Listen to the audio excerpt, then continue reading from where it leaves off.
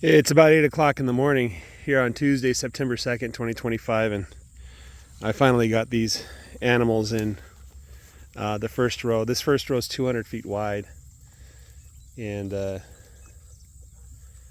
I set it up. I had to put some wires around the shop, and then at the far end of the field, that's where I have the bales, so I had to put some wires around them too.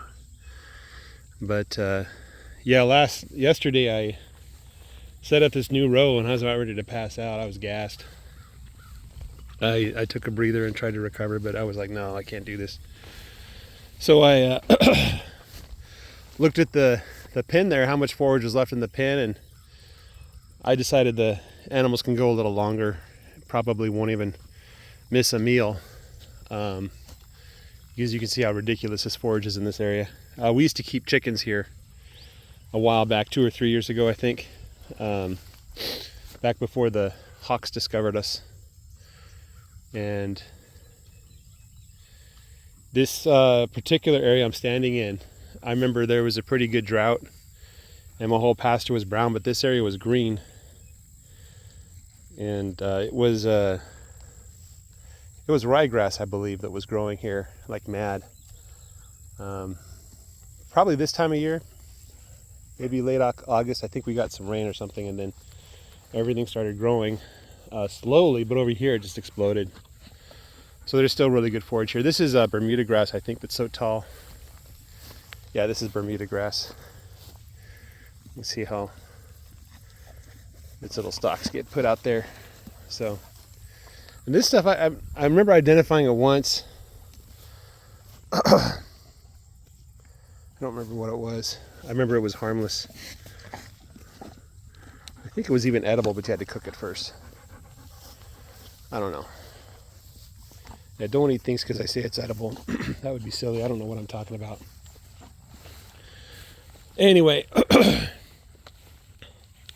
just a thick carpet of grass out here. So, I don't know how many feet left I have with the other animals, the main herd, but they will probably be here in about 2 weeks. So, what I'm going to do is rush the bulls and the rams through. Probably move them twice a week, 200-foot rows, and just rush them. And that way they won't really have an impact on the grass, and they won't leave too many manure piles behind to infect parasites in the main herd. So the main herd will show up, and then they're going to go a little bit slower, I think. I think what I'm going to do is try to avoid grazing the southern half of the field for the rest of the year. Maybe I won't get there till spring. April 15th is when I'm going to go back there. I might just keep the bulls and the rams back there, and the steer. I might put the steer with their mamas. No, I want the steer to be together. Anyway, but I'm thinking I will put some pressure on this northern half of my pasture during the winter, and roll out the hay here. I haven't really seen a huge impact of hay on my pasture. It doesn't really make a big difference. Even when I roll it out super thick, it doesn't really make a huge difference. So I don't know what that's about.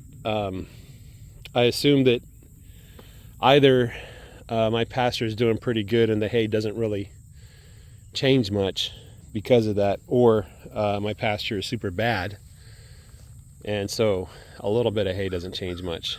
Either way, it's clear that the hay isn't doing much, so I'm going to just focus on feeding the animals this year rather than rolling out the hay and feeding the soil. And yeah. Oh, I also have the back 20 I can use during winter. I might put them back there if we get freezing weather. I'll have to put the dogs back there too to protect the rams. There's plenty of ponds and there's water back there that they can get to even if the weather's freezing. So I think it'll be a good idea to have them back there, foraging and stuff. Anyway, that's kind of where I'm at. The chickens, there's a chicken coop back there. You can probably barely see. Let me zoom in for you. There's a chicken coop right there. And they're doing a pretty good job. They're getting shade from the goat weed. It's not that hot anymore. It gets like up to 85 nowadays. But they get shade from the goat weed. They're eating food like fast, like a mad monster. So either something's getting in there and eating the food for them, which I doubt because there's chicken wire at that lowest level.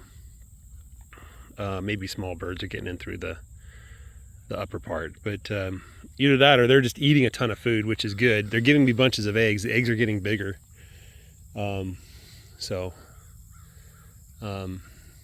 They used to drink a bunch of water during the summer. Now they're not drinking so much water.